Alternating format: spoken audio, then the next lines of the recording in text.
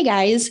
So today we have a very special guest joining us today. We have Miss Megan Giles, and she is from Farmstead Organics. And I'm really excited to hear all about her story.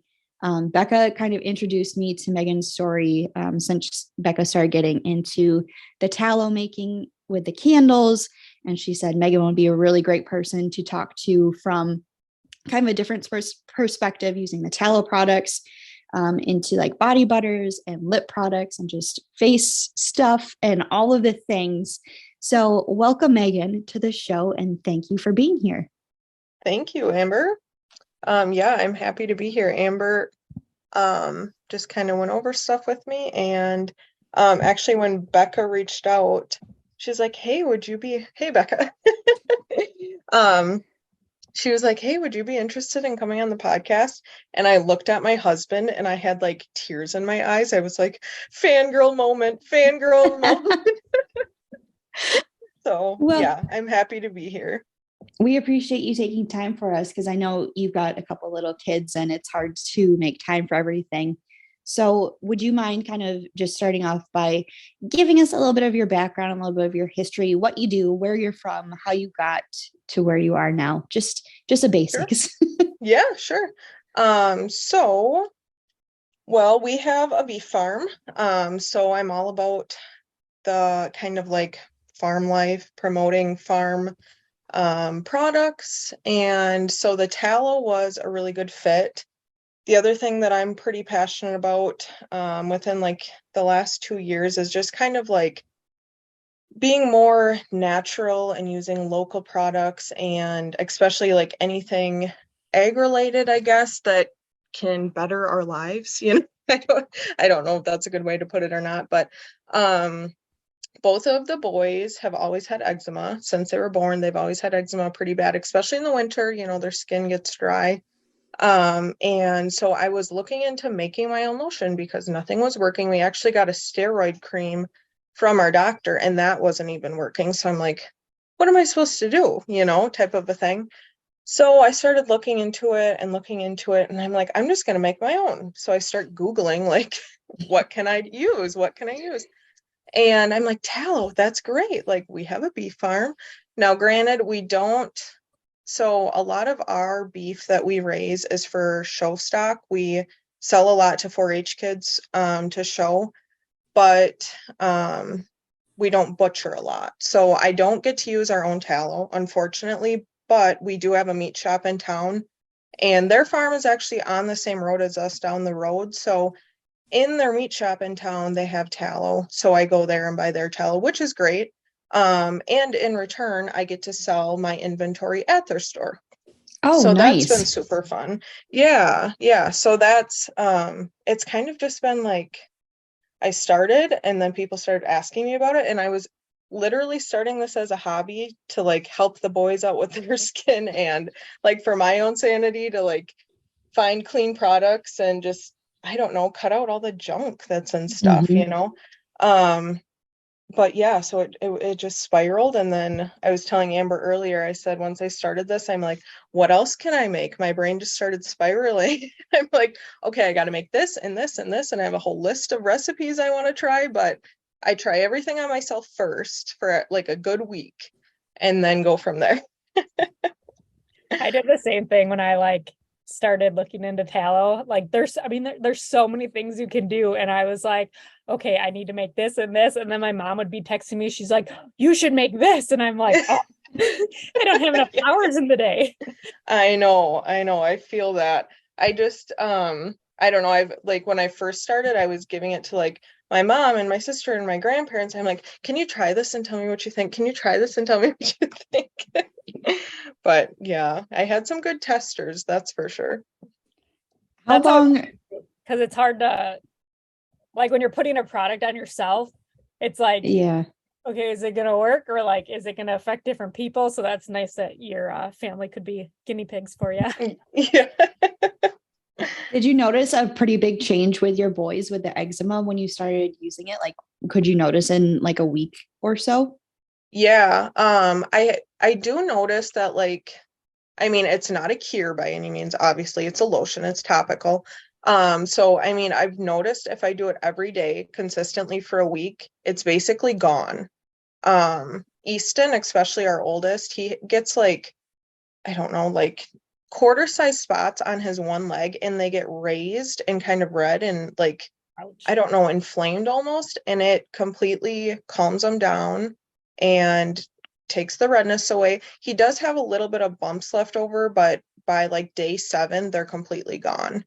The other thing I found out, which is on my list of recipes, but just raw tallow, for diaper rash is like a heaven sent. It's like the best diaper rash cream I have ever used. And I gave some of our friends, they have a newborn, and I gave them some. He had diaper rash, nothing was helping. They tried it for a day and they said it was completely gone. So Wow. it's just Like the rendered tallow or yep, just the rendered tallow. You just, slap her on there and you're good to go. But yeah, I guess it works pretty good. So I'll have to try that on Jack next time. I started finally keeping some rendered tallow for myself so that I can like cook with it. yep. Because I mean, I either use butter or tallow at this point now, but we were using so much like olive oil and stuff in the cast iron pans. I'm like, I literally have tallow of the Wazooga. Like, Yep. I use it for that. Yeah, now I just keep like a bowl of the rendered tallow. Like before I put it in the mixer to whip it, I just plop some in a bowl and I keep it by the stove. And then I put that in my cast iron pan for like my eggs in the morning, or if I'm frying burger or whatever I'm making, I just plop it in there, and it saves on the butter. Not that I don't like my butter. I do like my butter, but just to like grease the pan, it works really You good. can never replace butter, but you can replace the other oils. Yes. Yeah, that's the other thing. One of my friends, she was saying something about, well, she's lactose intolerant. And so I was telling her how I was using the tallow on my pans and for like, just like oiling the pan, the cast iron pans to like, what is that called? Is it called oiling? When you put Like the seasoning? Seasoning. Seasoning. Okay. And she's like, oh, that's a great, she can't have butter because it does not agree with her. But she's like, oh, I should get some tallow from you. I'm like, yeah, just use rendered tallow and slap it on your pan. It works great. Yeah. And the good thing about tallow, it's usually pretty cheap if you buy it at your local butcher, because a lot Yep. of them throw it away. Yeah. And there's so many things you can do with it, but it takes time to do all those things with it. Like today, I went and got more tallow, and he saved me a box, and then he was like, yeah, my guys didn't save you what I told them to. Like, I only have a box. He's like, do you want more? I was like, well, ideally, I drove an hour. And he's like, well, let me get a knife and the ladder. And so we just went into their hanging room, and like he was holding the ladder for me. I was climbing up, cutting it out, and I got more tallow that way. But he's like, if we don't save it for you, and like every now and then older ladies buy it for the bird feeders, or they make like a suet soup apparently, which kind of sounds not good. It doesn't sound healthy, right? But yeah, a lot of the times they'll throw it away just because they have so much of it. Oh, Before we keep going, do you want to Hi. explain what tallow is for people who might not know, and like do you know like some of the health benefits and like all of that kind of stuff of it? Do you want me to explain it, or you want to? Whoever knows anything, because I don't. How about you explain all the benefits, because you probably know that better. But like the tallow, for the purpose of like what we're doing, it's like the internal fat essentially of the cow that kind of surrounds the organs. So it's like I'll have to maybe post a picture on the Facebook page or the Instagram too, but it's like, I don't want to say it's fluffy. Like, how would you describe it? It's like it does look, yeah. So I do know there's a couple different kinds of the tallow. So there's called the leaf fat, and then the tallow suet. So the leaf fat, I guess, is around the organs, and then the leaf or the suet, whatever, I don't know, is I guess like further away from the organs. So the leaf fat, yeah, and so I guess the leaf fat is supposed to be a little bit harder, and it's supposed to be better for like lotion making and stuff. The stuff I buy is just kind of all mixed together, which I feel like it all turns out the same once you render it anyway. So I don't really know if it matters, but I get a lot of questions about tallow versus lard. I had a post about that on my page a while back, and I don't know, it's just the different tallow's beef fat and lard is pig fat, it's just kind of, but yeah, going back to what it looks like, it is kind of like fluffy almost. It looks kind of like a cloud cut out. Yeah. I'll take a picture of one of the ones that I took out today and show it to you, Amber. It's hard to describe, but it's like cool. And it's like once you get most of it cut out of the cow, it's easy to like pull apart. Like it's yeah, it almost like chunks apart. Yeah. It has like layers. Now we're just grossing Amber out. But no, like I'm trying to picture it because like I've never butchered a cow, obviously. So I'm thinking of a deer and I'm like, I'm not that familiar with it, I guess. I guess I'm just used to like the packs I get are like big chunks. And so it literally looks like if you were to get like a big chunk of butter almost, but it does like the stuff I get does have like a little bit of like I don't actually know what it is, but red. It's not, I don't think it's meat really, but it's like red. You might know, Becca. I don't know. So okay, I just learned this today, but there's like an inner tenderloin. Okay. But that is meat, but we cut it out for one. I'm gonna cook it. Like it was like embedded in the fat. So he's like our butcher said that most people don't get it or like don't even know about it. And I'm like, wow, this would probably actually be a pain in the ass to cut it out every time because it's like he really had to cut it out and then trim it down quite a bit to get all the fat off of it. But what did I cut out of them? The liver? No. What's the other? The kidney. The kidneys. We had to cut out of them today. But I have one that I'm pretty sure, like, maybe there was just a lot of fat around the kidneys, but like I kind of had to carve out, it looked like the kidney still. I had to carve that out. So I wonder if that maybe is it. And so was that tallow around the kidney? Did you feel like that was harder than the other stuff? I've always been interested, like, I want like a cow to like go look at. I don't know. I do have the whole ones though. So I'll send you guys a picture of them and then you can kind of see. Yeah, well, next time you're a butcher, just ask if you can walk in his hanging room because it's very interesting. Yeah, I know. That's what I feel like it would be interesting to like see. I don't know, just like what I mean, when you get tallow in a package, it all kind of looks the same. So to look at it, the cow still hanging would be very interesting. Yeah, it's pretty cool. So like when I get a steak and it's cold, like not cooked yet, and it has like that firm fat around it, is that just fat? Is there a difference between fat and tallow? Or is it kind of the same? It's just like from a different location. But I noticed, so when I first started playing around with tallow, I had gotten the fat from the entire cow. That was not what you want. I didn't know any better. And like, I told the people at the locker plant, this is a different locker plant. I told them like what I wanted to do. I think I told you about this, Amber. But like, so I was rendering it down and it was just, it didn't harden up. Like it was too fatty. Like there was just too much fat. And so it didn't harden and like you couldn't do anything. And then when I went to Bloomington, Steve's like, Becca, that's not what you wanted. And so that's when he took me in and he's like, this is what you want. And I was like, oh, okay. So that's interesting that you say that. I had one batch that I rendered that did not turn out. And I'm like, what did I do wrong? And I was kind of like messing around with a couple different things, like when you said you rendered and you're trying to get the smell out of it. That's when I was kind of messing around with it. So it's either something I put in the crock pot or it was the tallow. I don't know, but I couldn't get it to harden. Smelled way more beefy too. When I used like, the entire thing. So I don't know. The makeup of the fat maybe is different. I mean, it's like slimier, it's just fattier, but yeah. Amber's like, yeah, I'm having a big old steak. Okay, so you started with the lotions. Where did it go from there? Like, did you think at that time, like once your family said that they liked it, were you like, oh, maybe I can start selling this? Or were you kind of like right away, were the wheels turning? Or how did you go from just trying to help your boys out with their eczema to all the products that you have now? Like, what was that bridge that got you there? Sure. My husband Plain and simple. So I was making it, I make it in our kitchen with my KitchenAid, I just mix it up. And I was like making stuff and I'm like, oh, I should try this and I should try this. And my goal was to try and make everything that I use on a daily basis to make it on my own.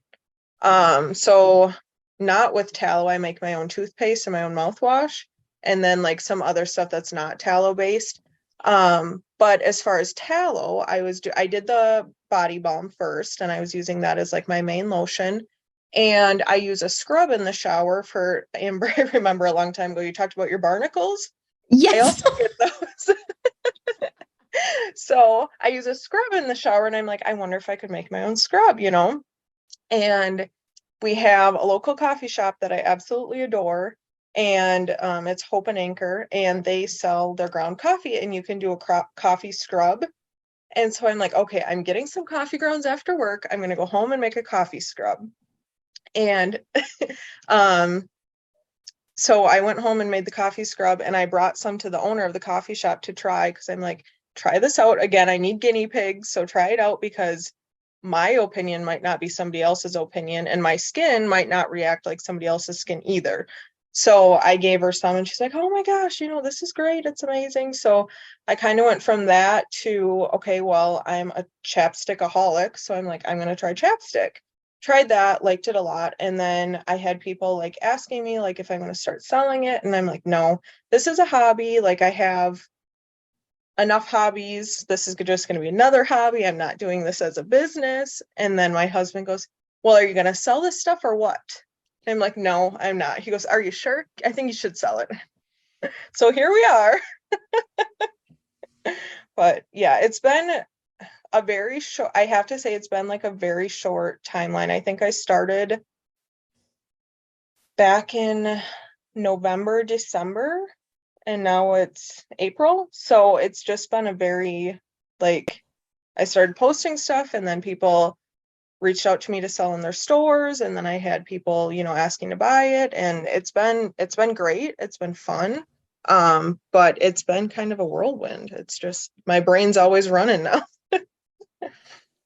That's cool, because I think a lot more people are being more conscious of the products that they're using on their skin, and trying to be as a local, buy as local as they can. So to have all those connections, just reaching out to the coffee shop and finding resources that way is really smart. And I don't remember, did you recommend Hope and Anchor to me? Because I did something with them earlier at a coffee shop. I don't remember what it was. Maybe. But I know that it's name, and I always know on that my Instagram. yeah, I did something with them and they were super nice. But anyway, that's a really cool connection that you have. Yeah. And have people in your community responded well? Like, are you keeping up with everything, and have you noticed like an increase in sales lately? Yeah, I feel like I'm trying to think of when I put it into the meat shop in town. I can't remember. It's only been there for a couple weeks, honestly. So I haven't had a whole lot of foot traffic, like as far as inventories like flying off the shelves quite yet. But the thing was, I had a lot of orders ahead of time. And so, once you get stuff, you use it for a while. So there's going to be, I feel like, times where I have a week where I only have a couple orders, and then there's going to be a week where I'm bombarded. And then, I feel like there's kind of ups and downs with it. This last week was pretty busy, which is good. And I actually have a drop-off location at the store in town too, which is nice. So people can message me, put in an order, and then I bag it up and I bring it there, and they can pick it up whenever they want. That way they're not coming out to my house, and then I have to figure out, okay, when am I going to be home? And then they can just go to the store, pick it up, pay at the store, and then we're good to go. But yeah, as far as like local, I don't know. I'm sure it's just like a Midwest thing, but I'm just passionate about, if I can buy something local, I'm going to. I don't, not to say that I'm not obsessed with Amazon, because I am. I think we all are, especially with kids. But I mean, like the tallow, the coffee, just really anything that I can buy locally. Becca, I know what is that candle supply down in Milwaukee that you had posted about? Oh, it's like Sweet Little Candle Co. or Okay, I something think like their that. Instagram name is like Sweet Little Candle or Sweet Little Box Co. though. They sell more Okay. than just like candles. Yeah, Yeah, when I went saw on there. that, I was like, I, I'm not gonna look at any other candle warmers. Like if I can buy it from someone in Milwaukee, like in Wisconsin, sign me up.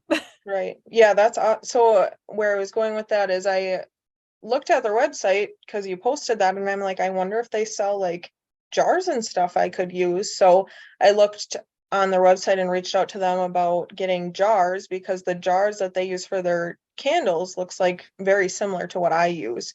So I'm waiting to hear back from them on that because I right now I order mine from a supply company. I don't even know where they're from actually. But if I can buy it from Wisconsin, why not? So the more local I can get, the better. So I'm really trying to work on even like my labels. I tried to go to the local printery and get them done. Um, Unfortunately, that didn't work out just because of timing, pricing, and you know how labels are. Yeah, So, that didn't work out, but anything local that I can do, I'm definitely all about it. that's awesome. And I think people appreciate that and like they want to, if you can kind of use that in your marketing, that's gonna make them more apt to like try you out and stuff like that. But Right. I like how you know that there's gonna be busy times and slower times because I think as someone like in a business or starting out in a business, like you think that the only way you're going to succeed if you're like super busy all the time. And then you kind of get like disappointed when you have a day with like out any orders or something. And it kind of weighs on you. So I like that you like kind of have that mindset that and especially too, it's good. Obviously, your products are going to last a long time. So it's good that you are like, you want repeat customers, but like it's also a good thing that the product's going to last them at least a few months. Yeah. Then they're Yeah. going to be The more apt to face, buy it again. right. Yeah. I know like the Tallow bombs, I feel like they're 4-ounce jars. I could probably make an 8-ounce. I have 8-ounce jars for the scrubs. Um, the 4-ounce jars last me, I would say at least a couple weeks if I use it like full body every day. But the face cream, it's a 2-ounce jar, and that sucker lasts me. I'm still on the same jar from a month ago, and it's like half gone. I can't even hardly believe it, but you need just like a little tiny bit, and it just goes a long ways. So, Yeah. A little bit does go a long way. When I was making lotion for the kids, they're like used to regular lotion where you need like a decent amount of it. And I'm like, just a little fingertip, you guys. Like you don't need that much. And then they'd have like just just hands all all greased up. slimy. And I'm like, oh my God, come here. Oh, that's great. Do you have any plans to expand your product line anytime soon? Um, I'd like to do a website of some sort. I don't know. My husband and I were talking, I think it was maybe last night about like goals. He owns his own company too, and we both work outside the farm, so kind of got a lot going on and he wants to expand and I would love to expand too. And he's like, well, like what's your goal? Like what do you want to be doing? And I'm like, well, ideally I'd like to build, like a store and then have like a storefront where you can buy like whole foods and local products and local beef. And we actually have, you probably haven't heard of it, but it's called Greenleaf Farms, and they do lettuce and like microgreens and oh, I hope they don't watch this. I can't think of all the stuff. Leaf lettuce, and they do a whole bunch of stuff with aquaponics. Oh, Mhm. cool. And so all of the like again, all of the stores in town, they use their lettuce on their burgers and their salads and stuff like that. So it's a whole community of like everyone helping everyone out.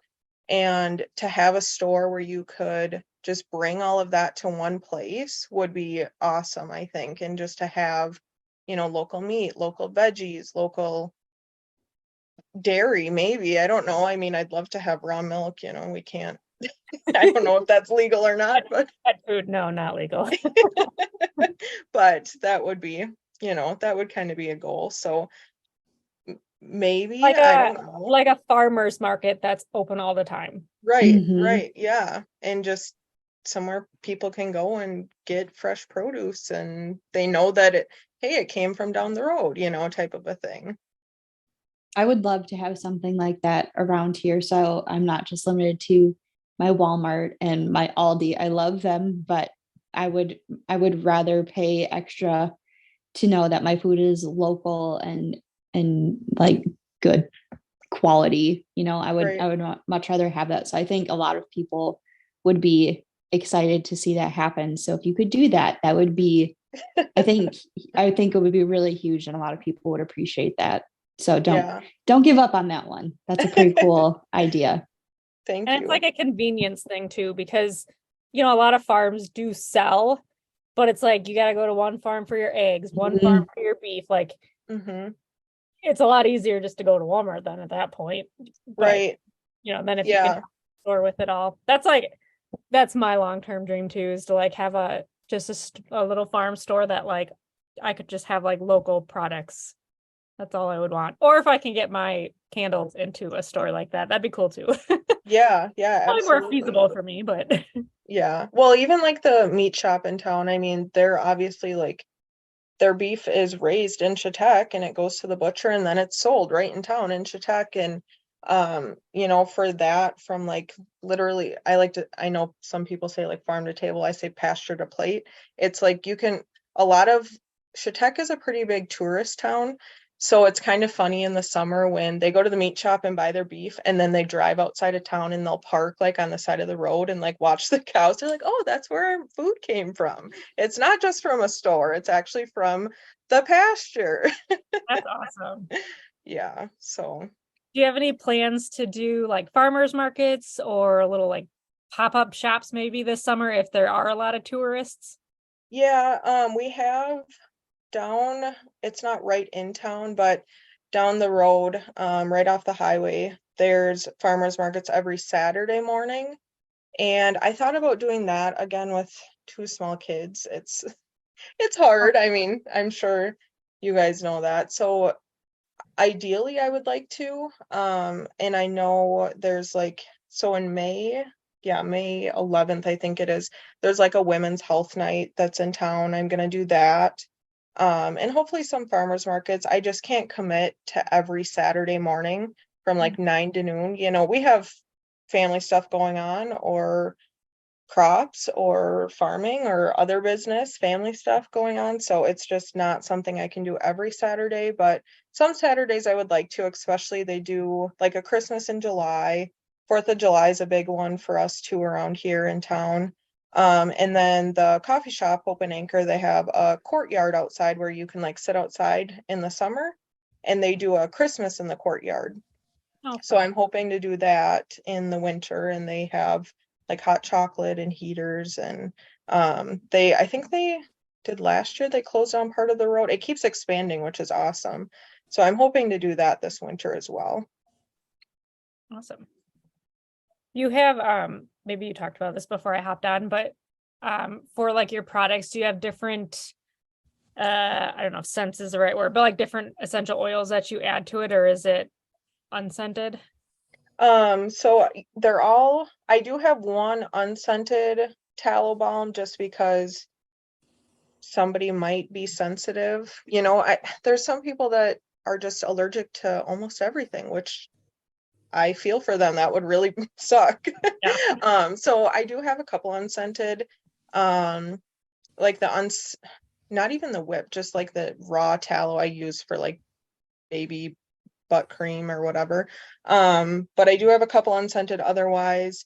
I have 3 body balms that are scented, and then 2 different scrubs, a foot rub, the face cream, and then the tension relief. And so all of those have essential oils. And the one body balm that's the almond and vanilla that Mm. has, yeah, that one's like the That sounds popular one. We're That's both the just one like, yeah, that's the one that I kind of recommend if you have a small child because it's not going to be too strong that it's going to irritate them. You can put it everywhere on their skin. And it's really the best one. It also has magnesium in it, which if you put it on the bottom of your feet, back of your legs, it's supposed to promote sleep. So especially if you have a little one that doesn't sleep. Yeah. Pour all over And my then, body. yeah, right. Just pass out during the day. No. Oh, Amber, that was you that you had to take supplements, right? Yeah, I take magnesium. And Okay. I was Yeah. reading like that cream is better to use as a supplement because it like absorbs better into your body rather than taking like a pill or something. Yep. True, but I use magnesium for a different purpose. So We don't it have to helps go into me. that. Yeah, we don't have to talk about, but it's a better alternative to like Miralax. So if you got to go, take some magnesium. When did I have to take that? Do they tell you to take that with iron? Yeah, Okay. That gives because me iron will back you up, and I was gonna say, and isn't that like magnesium leveling everything out? Yes. that gives me PTSD from pregnancy. Just thinking about that. Oh, yeah, the iron supplements that you have to take when you're pregnant. Yeah. Yep. Anyways, yeah, but I have heard like I was magnesium talking. works really well through your skin, but a lot of people are deficient in it. I don't know why. Yeah. Well, yeah, I would say, I mean, I'm not a doctor or anything, but I've heard from other people and research that like 90% of people are just deficient in it for whatever reason. I kind of, just in my mind, I'm kind of thinking it's because the foods that we eat now are not as rich and dense in vitamins and minerals as they used to be. So that could be part of it. I don't know. Maybe we're just all going downhill. I'm just kidding. I talked to Kennedy, the legendary nutrition dietitian. And she was saying that she made her own liver capsules to get iron supplements, like, so she didn't go out and buy like this what generic iron. She was making her own. And she said that like her doctor asked her what she's doing throughout her entire pregnancy because her iron levels just stayed like constantly good. And she's like, she still takes them, just makes her I take own a beef liver supplement. Do you make it? I don't. I would love to if I could fit. The thing is, with beef liver, you have to be really cautious about how much you take because it is so dense. And even like it's supposed to be a really good treat for dogs too if you dehydrate it, but you can only give them like a very small amount. I actually found that out this week from the lady that works at the meat shop. But yeah, it's supposed to be really dense in minerals and vitamins. So I was just watching like everybody's face. Okay. Now I'm thinking of Jenna at Double O Farms, that her name, I believe. Last year, I think it was, they took liver and they ground it and then they added it. It's not as gross as, well, I mean, I don't know if it's as gross as it seems. They added it to ground beef. So it was like a mixture, but it was like just a very little bit. So like you were masking the taste of it, hopefully for the most part, and like the texture of it with your ground beef, but then you were still getting the benefits from eating the liver. I don't know about your grandparents, but I've always heard of like the older generation eating liver and onions for like breakfast. I don't know. I'm not gonna try it, but I do take a beef liver supplement. If I could make my own, that'd be awesome, but I have not ventured that way yet. And again, like circling back to your point where we're nutrient deficient, like we're not eating the same kind of foods that, were. We have different methods of, keeping food longer and all that stuff. And that takes away some of the nutritional benefits. So maybe we do just have to go find our grandparents' cookbooks and start, cooking with lard and, all this other stuff. But I'm all for lard, but I'm leaving liver. Hard line at liver. It's just so like, we have some from the last beef we butchered and it's just chilling in our freezer. And I'm like, we will never eat this. And now I'm like second thinking it. I'm like, maybe I should try and eat that. I don't know. Well, yeah, mix it with ground beef. And then I feel like that's a great idea. I mean, if you put like spaghetti sauce or something else in it, like, I can't imagine it would taste too bad. Or figure out talk to Kennedy, see how she's making those capsules. I wonder if she's just like dehydrating it and powdering it and then putting it in the capsules. The only thing I'd be concerned about dehydrating is if it loses. Oh, sorry, our dogs are going nuts. I don't know why. That's fine. My kids are. When you dehydrate it, I guess I'd like to talk to someone who's done it before just to see if it like changes the vitamins and minerals that are in it. Like, does it lose all of its substance, or is it still, as rich as it normally would be? And I don't know how you could test that yourself, but yeah, maybe reach out to Kennedy and see what she does, because she said she does it. So yeah, that'd be awesome. Something's got to work. A new venture for me. Yeah, there you go. Next business plan. Yeah, right. Beef liver capsules. That's what mine are called. There you go. Yeah. But they would be Wisconsin made. Yeah. Yeah, I should see where, again, I ordered mine off Amazon because I can't find them locally. I should see where they're made out of. That'd be interesting. Yeah. Well, we won't keep you too late. My kids are starting to go crazy. Thanks it's for 15 at night, you guys. But before we wrap it up, do you want to tell everyone where we can find you on like social media and stuff? Sure. Well, yeah, if I can. I'm not the best with social media. I think I might have messaged you, Becca, a couple times about stuff.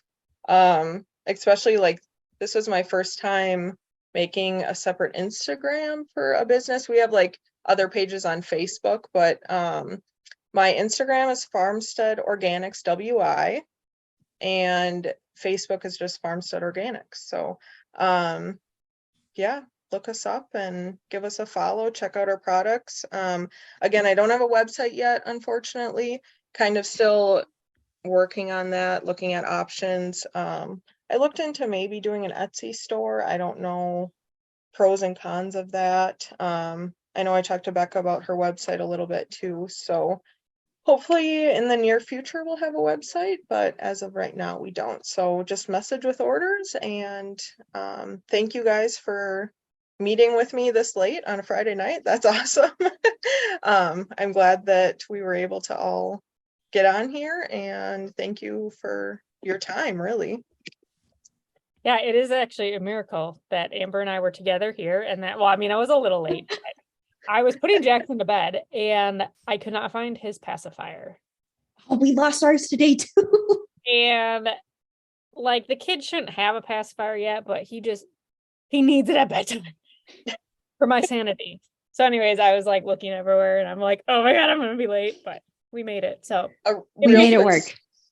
Real quick story with the pacifiers is, that happened to us also this week, and I'm like, where's the pacifier? I know there's one out in the car. I don't want to run out to the car and get it. So finally I did. The next morning, our youngest son, Fenton, he goes into Easton's room, our oldest son, and he's got like a hunting blind set up in his room. That's their like play tent or whatever. I don't know. So he goes in there, comes out with 3 pacifiers. And I'm like, are you hoarding these like a squirrel, or like, what are you doing? And like, why didn't you find it last night? Right. I'm like, okay, well, here's all the pacifiers. I guess mystery solved. Oh, that's funny. After the snow melts, we're walking through the yard and we can just see piles of like bottle nipples and pacifier like nipples and all this plastic stuff from when the dog ate them all and then just pooped them out in the yard. It's disgusting. It's like a little graveyard out there. Oh, that's funny. It's gross. Anyway, thank you again for coming on here today and sharing your story. We really appreciate it. And we'll tag you in the show notes and on Instagram and Facebook so people can find you. And don't forget to send Megan a message with any orders or any questions that you have about her products. We'd love for you guys to try some of this stuff out because it's pretty great. So thank you, Megan, for being here tonight. And thank you guys so much for listening. If you're not following us already, please go give us a follow on Facebook and Instagram. We're getting videos up on YouTube, and we're all at Forward Farming Podcast. Becca is over at Becca Hilby, and I'm over at Cranberry Chats. And thank you guys for listening, and we'll see you next week. Bye. Bye. Thank you. I had